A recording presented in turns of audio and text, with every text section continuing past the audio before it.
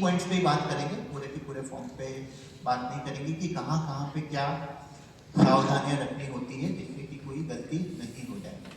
तो सबसे पहले नोटिफिकेशंस होते हैं, नोटिफिकेशंस में अमाउंट आता है, कुछ कंडीशंस आती हैं, और एक यहाँ पर सबसे बड़ा डेवलपमेंट इस बार का, बहुत सारे यूट्यूबर्स और सो कॉल्ड इन्फ्लुएंसर्स हैं, उन्होंने बोला कि नीट का जो सेंटर है वो इस बार आपको आधार कार्ड के ऊपर मिलेगा। सब जगह पे बात आई,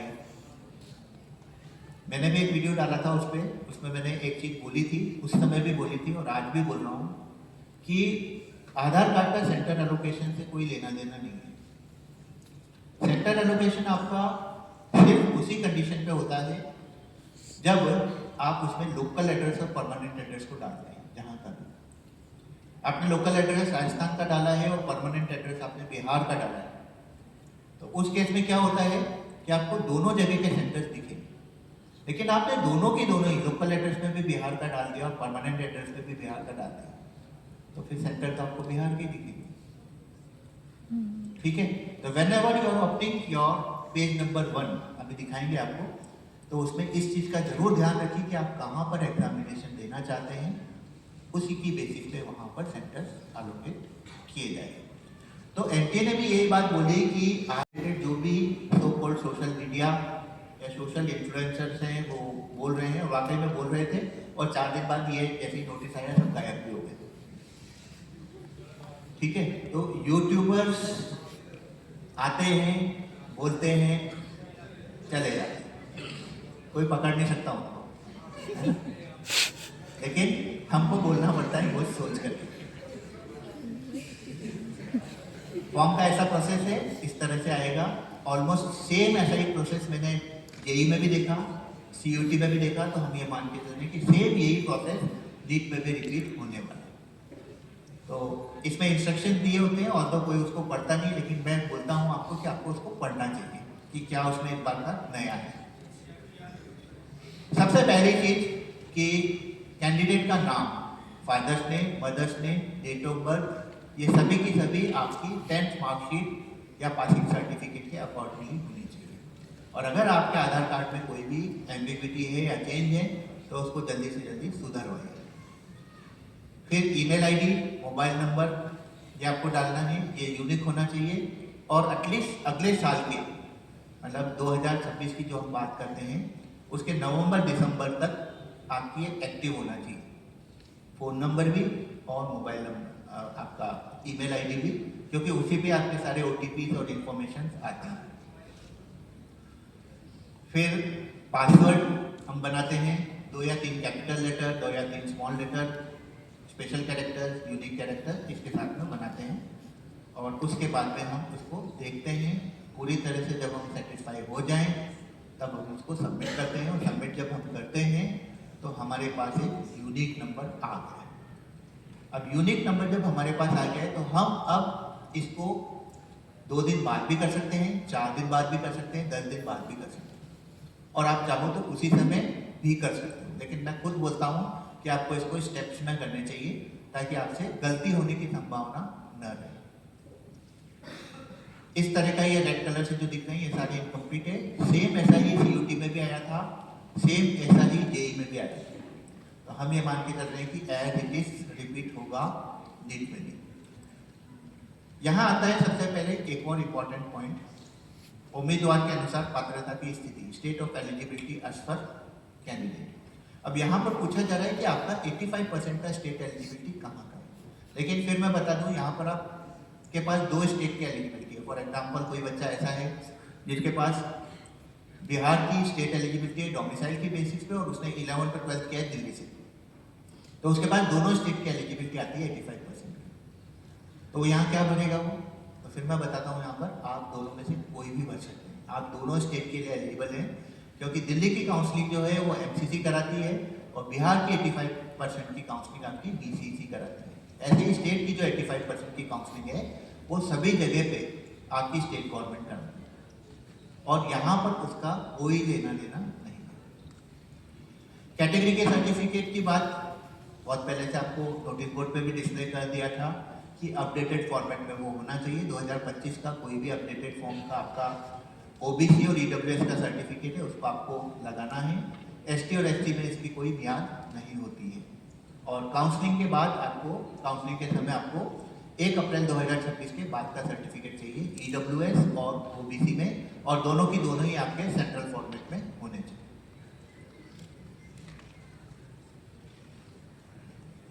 फिर उसके बाद में सबसे इंपॉर्टेंट है प्रूफ ऑफ आइडेंटिटी। आइडेंटिटी में अगर आप आधार कार्ड को चुन रहे हैं तो आधार कार्ड को यहाँ पर सेलेक्ट करके, नहीं तो आप DigiLocker, passport number, pan card number, driving licence, ration card, voter card, कोई सी भी इसमें से यूज़ कर सकते हैं। आधार कार्ड को आप जब यूज़ करते हैं तो आधार कार्ड में आप नंबर डालते हैं। नंबर जैसे हम डालते हैं तो हमारे पास आधार कार्ड से जो मोबाइल लिंक है उस पर एक OTP आता है, और OTP जब आता है तब हम उसको सबमिट करते हैं और फाइनली वो वेरीफाइड हो जाता है। अगर किसी के पास आधार कार्ड अपडेटेड फॉर्म में नहीं है तो वो पैन कार्ड के रूप में उसको कर सकता है।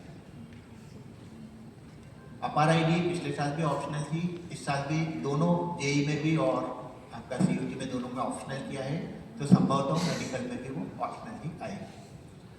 सेंटर्स बहुत इंपॉर्टेंट है। सेंटर्स जहाँ भरते हो, मैंने जैसे लोकल एड्रेस MP का डाला था, परमानेंट एड्रेस राजस्थान का डाला था, तो मेरे सामने दोनों स्टेट के सेंटर्स दिख रहे हैं। तो सेम वैसे ही आप जैसे डालेंगे सेंटर्स के, वो वैसे ही दिखेंगे। मीडियम बहुत इंपॉर्टेंट है। हिंदी मीडियम का बच्चा है उसको दोनों लैंग्वेज में पेपर आता है, इंग्लिश मीडियम का है उसको सिर्फ और सिर्फ इंग्लिश में पेपर आता है।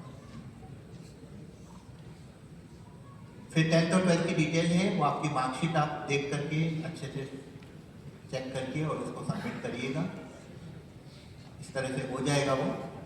और फाइनली एक ईमेल आईडी पेरेंट्स का और एक ईमेल आईडी बच्चे का और डालना होता है, उस पर भी OTP आते हैं और ये फाइनली सबमिट।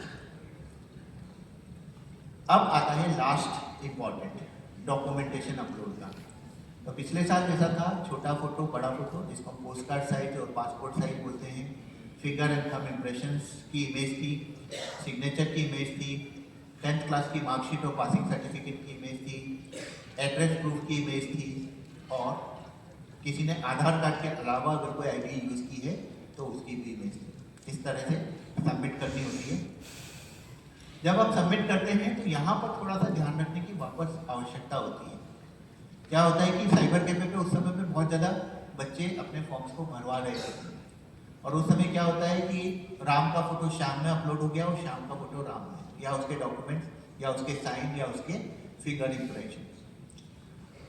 तो यहाँ पर देखो आप नीले रंग का आपको वो दिख रहे हैं, click here to view the uploaded document. Whenever you are uploading the documents, please be ensure that you are uploading the correct documents in your application form. जैसे ही हम इसको कंप्लीट करते हैं हमारे सामने ये प्रीव्यू मोड पे आता है। प्रीव्यू मोड का मतलब ये है कि अभी भी आपके पास मौका है कि कोई भी चीज आपसे अगर गलत हो गई है तो आप उसको सुधार सकते हैं। एक बार आपने उसको सबमिट कर दिया तो फिर आप उसमें सुधार नहीं सकते। जैसे देखिए जो मैंने भरा था वो सब यहाँ पर दिख रहा है।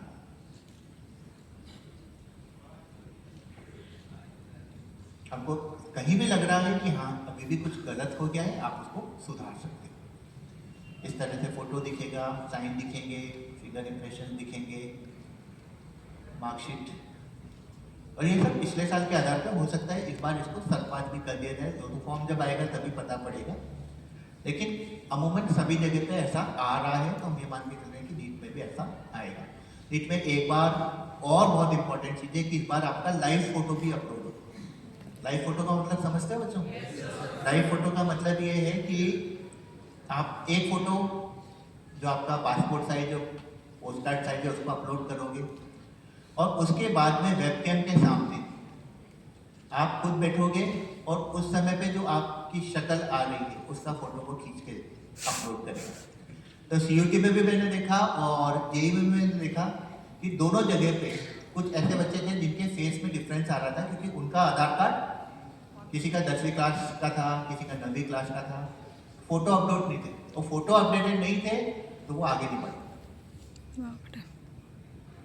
फोटो जब अपडेटेड नहीं होगा या फॉर्म आगे नहीं बढ़ेगा तो उसके अंदर फिर 3 ऑप्शंस होते हैं। उसको आपको यूज़ करना पड़ेगा और आगे बढ़ना पड़ेगा। और उस केस में जब ये 3rd नंबर का ऑप्शन हम यूज़ करते हैं तो एनटीए का आपको परफॉर्मा देता है, उस पर आपको स्कूल के प्रिंसिपल के साइन कराने पड़ेंगे, वो और लंबे प्रोसेस हो जाते हैं। तो इस तरह से ये सब आ जाता है और फाइनली ये फॉर्म सबमिट हो जाता है। हम बच्चों आप लोगों के पास सर वगैरह आएंगे अभी और माइक से एक एक करके आप अपनी जगह पे हाथ खड़ा करेंगे और किसी को भी कोई क्वेश्चन पूछना है तो क्वेश्चन पूछेंगे। आप माइक ले लो। फरवरी 2025 का, तो अगर इसका डेट 1 साल से अंदर अंदर रहेगा तो इससे फॉर्म भर सकता हूँ क्या? आप ये वाले सर्टिफिकेट से फॉर्म को आराम से भर सकते हैं, कोई इसमें इशू नहीं है, लेकिन आपको 1 अप्रैल 2026 के बाद फिर से एक बार बनवाना पड़ेगा फॉर द काउंसलिंग प्रोसेस। अभी आप नीट यूजी के फॉर्म में इसको यूज कर सकते हैं, लेकिन ये सेंट्रल फॉर्मेट में नहीं, स्टेट फॉर्मेट में। आपका कौन सा स्टेट है? बिहार। बिहार में सेंट्रल और स्टेट दोनों में एक ही बनता है, थैंक यू। कोई दिक्कत नहीं। नेक्स्ट, हाथ खड़ा करिए, किसी को भी कुछ पूछना हो तो आ जाएंगे एक एक करके। पहले ये वाली फ्लैप ले लो, फिर उसके बाद में ये वाला ले लो।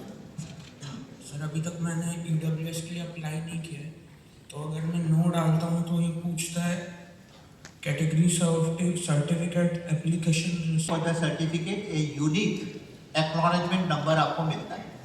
एक्नॉलेजमेंट नंबर जब हमको मिलता है तो हम उसमें उसको डाल सकते हैं और उसकी बेसिस पे हम फॉर्म को कंप्लीट कर सकते हैं।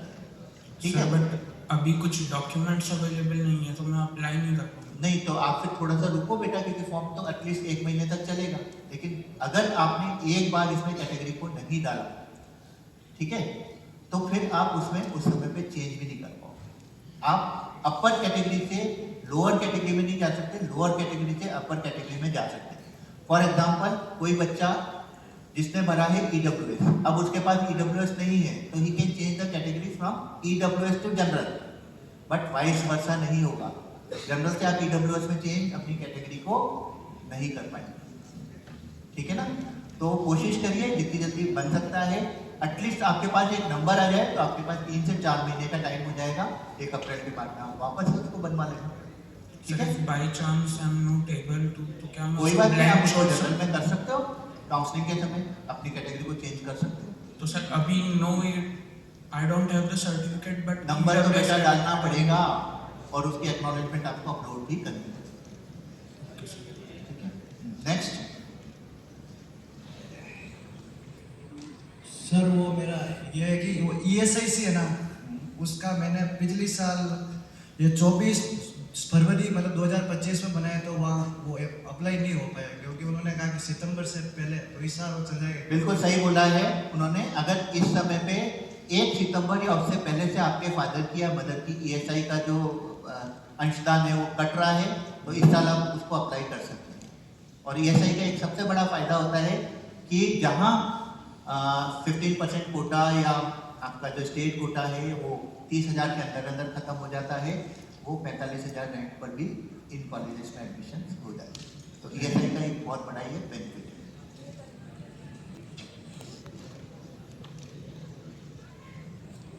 इसके 5 साल के MBBS कोर्स की फीस क्या है? ठीक है, बहुत बढ़िया। CMC ऑल्दो प्राइवेट इंस्टीट्यूट है बेटा, लेकिन बैठ जाओ, CMC ऑल्दो प्राइवेट इंस्टीट्यूट है लेकिन ये चलता है क्रिश्चियन मिशनरीज के चैरिटेबल उस पर। तो यहाँ पर फीस 45,000 रुपीज़ होती है पर ईयर। तो आप अगर 5 ईयर्स की फीस को मल्टीप्लाई करते हैं 5 से तो 2 लाख रुपए के अंदर अंदर हो जाती है। राजस्थान के अंदर 1,42,000 रुपये फीस 1 साल की होती है, जो राजमेस के कॉलेजेस है। तो उसके हिसाब से तो ये कॉलेज बहुत ही अच्छा है, लेकिन यहाँ पर भी आपको मार्क्स बहुत अच्छे लाने पड़ेंगे इस कॉलेज में एडमिशन के लिए। सर दूसरा क्वेश्चन था, हम बिहार स्टेट से बिलोंग करते हैं तो वहाँ कैटेगरी सर्टिफिकेट में स्टेट का अलग कैटेगरी होता है, OBC में भी 2 टाइप के कैटेगरी होते हैं, तो कौन से नहीं मतलब फॉर्म भरने के टाइम पर हम स्टेट का सर्टिफिकेट वैलिड करें? बिहार के अंदर की अगर हम बात करते हैं तो यहाँ पर ये है कि नीट यूजी के एप्लीकेशन फॉर्म में यहाँ पर आपके पास सिर्फ 4 कैटेगरी है, ST, SC, OBC, NCL in central format, EWS in central format और जनरल। स्टेट की जब काउंसलिंग होती है तो हमको अगेन रजिस्ट्रेशन करना पड़ता है और उस कैटेगरी उस समय पे आप अपनी कैटेगरी बिहार के अंदर जैसे BC होती है बैकवर्ड क्लासेस और एक होती है EBC जिसको हम बोलते हैं एक्सट्रीमली बैकवर्ड क्लासेस, दोनों में से उसका चयन कर सकते हैं, कोई प्रॉब्लम नहीं है। सेंट्रल की काउंसलिंग का प्रोसेस बेटा पूरी तरह से अलग है, स्टेट की काउंसलिंग का प्रोसेस पूरी तरह से अलग है। दोनों जगह पे आपको सेपरेटली रजिस्ट्रेशन करना पड़ेगा, उसमें पार्टिसिपेट करना पड़ेगा, उसकी कॉलेज की चॉइसेस को भरना पड़ेगा और उसकी जो एलिजिबिलिटी और कंडीशन है उसको फुलफिल भी करना पड़ेगा। सर मेरी 10th की मार्कशीट में मेरी मम्मी का नाम की स्पेलिंग मिसमैच हो रही है, तो मैं किसके अकॉर्डिंग जो फिल करना है फॉर्म तो बेटा आपको 10th की मार्कशीट के हिसाब से भरना है, भले ही वो गलत है, ठीक है, कोई उसमें इशू नहीं है, क्योंकि मदर और फादर के नेम से नीट एप्लीकेशन फॉर्म में या काउंसलिंग प्रोसेस में या एडमिशन प्रोसेस में कोई दिक्कत आती है, दिक्कत है आपका नाम गलत है, आपकी डेट ऑफ बर्थ गलत है, उसकी वजह से। सर मतलब मेरी 10th क्लास की मार्कशीट और आधार कार्ड की हिसाब से मतलब कि फादर के नेम की स्पेलिंग करेक्शन करवाने गए थे आधार कार्ड सेंटर, जरूरत नहीं है, तो मतलब कोई जरूरत नहीं है फादर्स के नेम की करेक्शन आधार कार्ड में कोई जरूरत नहीं है। आपका जो चीज़ उठेगी वो 10th क्लास की मार्कशीट से उठेगी। मैं बार बार बोल रहा हूँ आपको, आधार कार्ड में सिर्फ अपना नाम, डेट ऑफ बर्थ, ये दो चीज़ें हैं जो आपको करनी है, बाकी किसी की सर काउंसलिंग में कोई जरूरत नहीं है। फादर्स नेम अगर आधार कार्ड में गलत भी आ रहा है या स्पेलिंग गलत भी आ रही है तो कोई दिक्कत नहीं। सर अप्लाई किया तो उसकी वैलिडिटी क्या होगी और उसमें जो फोटो यूज हुआ है वो एडमिट कार्ड में सेम होना चाहिए अलग होना? नहीं, कोई जरूरी नहीं है फोटो का सेम होना। और ईडब्ल्यूएस की जो मियाद है बेटा वो 31 मार्च 2026 को खत्म हो जाएगी। 1 अप्रैल के बाद आपको दोबारा से फिर से बनवाना ही है। अभी इस महीने अप्लाई किया है, कोई बात नहीं है, दोबारा बनवाना? हाँ दोबारा बनवाना। नेक्स्ट सर बिहार के लिए जो स्टेट कोटा कुछ करवाना पड़ता है क्या उसके लिए पहले से कि हम स्टेट कोटा का बेनिफिट ले सकें? बेटा अभी कोई जरूरत नहीं है। अभी तो आप जो मैंने जगह बताई थी आपको उसमें कि स्टेट एलिजिबिलिटी, उसमें आपको बिहार भरना है और उसके बाद में जब रिजल्ट आ जाता है तो बिहार अपना काउंसलिंग का रजिस्ट्रेशन फॉर्म निकालता है। वो रजिस्ट्रेशन फॉर्म आप भरेंगे, आप ऑटोमेटिकली वहाँ की 85% सीट्स के लिए एलिजिबल हो जाएंगे, प्रोवाइडेड डेट कि आपके पास वहाँ का आवासीय प्रमाण पत्र, जिसको हम नेटिविटी सर्टिफिकेट भी बोलते हैं, वो होना चाहिए। Okay sir. Good morning sir, मैं उत्तर प्रदेश का रहने वाला हूँ और मुझे कोटा में पेपर देना है, तो उसके लिए मुझे क्या करना होगा? आपको लोकल एड्रेस है कोटा का भरना पड़ेगा और परमानेंट एड्रेस आप अपना यूपी का भरिए। आपको दोनों जगह के सेंटर दिखेंगे और बाकी कुछ नहीं करना होगा? बाकी कुछ नहीं। सर मैं वेस्ट बंगाल से हूँ, मेरा ओबीसी को स्टेट का है, मैंने ओबीसी एनसीएल के लिए अप्लाई किया है, तो उसका जो एक्नॉलेजमेंट स्लिप है उससे फॉर्म भर सकते हैं? यस, बिल्कुल भर सकते हैं, एक्नॉलेजमेंट से बिल्कुल फॉर्म भर सकते हैं, कोई इशू नहीं है उसमें।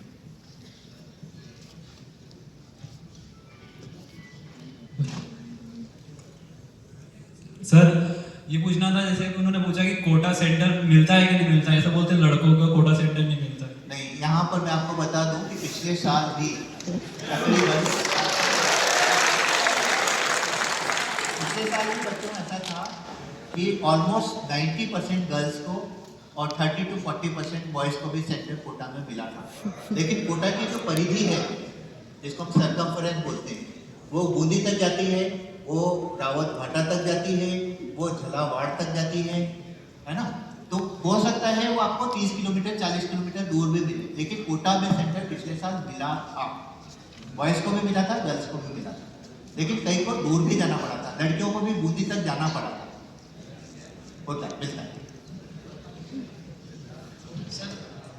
ओबीसी एनसीएल फिर से मतलब बनना पड़ेगा क्या अगर हम पिछले साल? बेटा देखो, मैं बार बार आपको सर्टिफिकेट के बारे में बोल रहा हूँ क्योंकि वही सेम क्वेश्चन रिपीट हो रहे हैं। इस समय पे जब फॉर्म भरना है आपको, आपके पास सेंट्रल फॉर्मेट में ओबीसी एनसीएल का सर्टिफिकेट होना चाहिए 2025 का, ईडब्ल्यूएस सेंट्रल का फॉर्मेट का सर्टिफिकेट होना चाहिए 2025 का, और एसटी और एससी का कोई मियाद नहीं होती, वो कोई सा भी आप लगा सकते हैं। 1 अप्रैल 2026 के बाद में आपको अगेन रिन्यू कराना है अपने सर्टिफिकेट को काउंसलिंग के लिए, ठीक है सर? माय क्वेश्चन इज कि आईपीयू की काउंसलिंग के थ्रू एसीएमएस मेडिकल कॉलेज में किस तरीके से काउंसलिंग होती है? आईपीयू की काउंसलिंग बेटा जो है, उसके लिए आपको आईपीयू का रजिस्ट्रेशन करना होता है और उसके अंतर्गत 3 कॉलेजेस आते हैं, Baba Saheb Ambedkar medical college, NDMC medical college और army college of medical sciences. NDMC और बीएसए की 15% की काउंसलिंग एमसीसी करती है और 85% की काउंसलिंग आपकी आईपीओ करती है। एसीएमएस की जो 100% सीट्स की काउंसलिंग आईपीओ भी करती है, लेकिन आप यहाँ पर मैं बता दूं कि नीट का रिजल्ट जब आता है ना, उसके बाद में भी अप्लाई कर सकते हो उसको, कोई जरूरी नहीं कि अभी ही उसको अप्लाई करें, ठीक है। इसमें सिर्फ और सिर्फ आर्मी के बच्चे एलिजिबल हैं, नो एयरफोर्स, नो नेवी और नो अलाइड पैरामिलिट्री फोर्स। सिर्फ और सिर्फ इंडियन आर्मी के जो पार्ट्स हैं वही बच्चे एलिजिबल हैं army college of medical sciences के लिए। सर मैंने पिछले साल अप्लाई किया था, मैंने अप्लाई करने के बाद उसमें वो इनकम्प्लीट आया था रजिस्ट्रेशन फॉर्म। आपने पूरे डॉक्यूमेंट्स अपलोड नहीं किए होंगे? शायद मैं थोड़ा लेट हो गया था। लेट तो होता ही नहीं है बेटा, क्योंकि मैं आपको फिर बता दूं कि जुलाई में भी ये फॉर्म खुलेगा दोबारा से, तो लेट कैसे हो सकता है कोई भी। रिजल्ट आ जाए उसके बाद में अप्लाई कर दीजिएगा। Sir when we have to particularly state के अंदर ही काउंसलिंग करानी है, तो उसके लिए क्या करना होता है? स्टेट का रजिस्ट्रेशन फॉर्म भरना है। Thank you sir. सर वो जो आपने कहा एनसीएल ओबीसी एनसीएल वाला, वो जनवरी मतलब 2025 का होना चाहिए, पर दिसंबर 24 का है।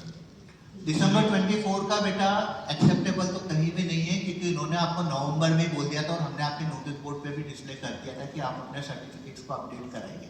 लेकिन अभी आप एक्नॉलेजमेंट के रूप में भर सकते हैं, अप्लाई तो आप कर ही दें, हाँ तो वो क्योंकि 2024 वाला तो कोई काम का नहीं है। नंबर यूज कर सकते हैं। हाँ नंबर डाल सकते हैं ना, बिल्कुल डाल सकते हैं। हम लास्ट क्वेश्चन ले रहे हैं, कोई भी एक बच्चा पूछ ले, क्योंकि अभी दूसरा सेशन भी लेना है मेरे को। सर अगर ईडब्ल्यूएस का एप्लीकेशन फॉर्म भरा भी हाँ। और वो रिजेक्ट हो गया, हाँ। एक बार हमने काउंसलिंग से पहले दोबारा बनवा लिया, हाँ तो उन दोनों का एप्लीकेशन नंबर बिल्कुल चलेगा, कोई दिक्कत नहीं है। मैंने फिर बोला है कि अप्लाई करने के लिए आपको सिर्फ एक्नॉलेजमेंट लगानी है उसकी, और काउंसलिंग के समय फाइनल सर्टिफिकेट देना। 2 एक और ले लो। सर मैं एमपी स्टेट से बिलोंग करता हूँ, लास्ट ईयर कोटा से ही दिया था, तो उसके लिए मुझे एफिडेविट या नोटरी ऐसे रेजिडेंशियल प्रूफ के लिए वो देखेंगे बेटा कि अभी ये लोग क्या मांग रहे हैं, जैसे उसका आएगा वो भी हम आपको समय देंगे। सर लास्ट ईयर वाला वो चल जाएगा क्या अगर अभी मांगेगा तो? लास्ट ईयर वाला तो भी, वो तो आपको फिर अप्लाई करना पड़ेगा दोबारा से अगर ऐसा हो गया। सर ये पूछ रहा था कि आइसोर और नाइसर का अगर अटेम्प्ट खत्म हो गया तो फिर कोई रिसर्च फील्ड में कैसे जा सकता है? सिर्फ सीयूटी के लिए। उसमें कौन से कोर्सेज है? सीयूटी में बायोटेक्नोलॉजी है, माइक्रोबायोलॉजी है, जेनेटिक है, बहुत सारे कोर्सेज हैं, 150+ कोर्सेज हैं सीयूटी में। अंडर ग्रेजुएशन तो बेटा किसी में भी पहले करना पड़ेगा, फिर मास्टर्स में आपके पास इलेक्टिव्स आएंगे। तो सर उन दोनों का लेवल सेम रहता है क्या, जो एक आइसर नहीं, आइजर नाइजर के मुकाबले सीयूटी के कॉलेजेस तो खैर नहीं है, लेकिन आप जैसे सीसीएमबी है या नेशनल इंस्टीट्यूट ऑफ वायरोलॉजी है, इसमें जा सकते हो। They are equivalent to either neither. Last उसका बच्चे का और ले लो। सर मेरा आधार कार्ड में नाम और 10th की मार्कशीट का नाम मिसमैच है, उसमें आधार कार्ड में सौरभ कुमार यादव है और 10th की मार्कशीट में सौरभ यादव है, तो क्या फॉर्म में कोई दिक्कत है? फॉर्म में आपको सौरभ यादव से ही भरना है, क्योंकि आपका नाम वही है, ठीक है। जैसा आपका 10th बोर्ड की मार्कशीट में नाम है वैसा ही है, आप उसको आधार कार्ड को अपना सही करवाइए। वो पिछली बार हम गए थे एग्जाम देने, तो वहाँ पे उन्होंने आधार कार्ड क्लास 10th की मार्कशीट उसका फोटो था आपका? नहीं, आईसीएससी बोर्ड से है, तो उसमें आईसीएससी बोर्ड का है अगर, तो आपको किसी दूसरे चीज़ का वो प्रूफ देना पड़ेगा। आप बर्थ का सर्टिफिकेट लगाइए उसमें, तो कोई ऐसा प्रूफ आपको देना पड़ेगा जिसमें आपका फोटो आ रहा हो। आईसीएससी में बर्थ तो उसका फोटो नहीं आता है, तो उसके साथ में आप बोर्ड का एडमिट कार्ड को भी लगा सकते हैं, या फिर सेल्फ डिक्लेरेशन एफिडेविट देकर के आप जहाँ पर भी रहते हैं वहाँ के म्यूनसिपल कॉर्पोरेशन कॉर्पोरेटर है, विधायक है, उनसे भी उसमें सील लगवा करके उतरवा सकते हैं। नाम तो बेटा वही चाहिए जो 10th बोर्ड की मार्कशीट में है, ठीक है बच्चों। ऑल द बेस्ट, अच्छी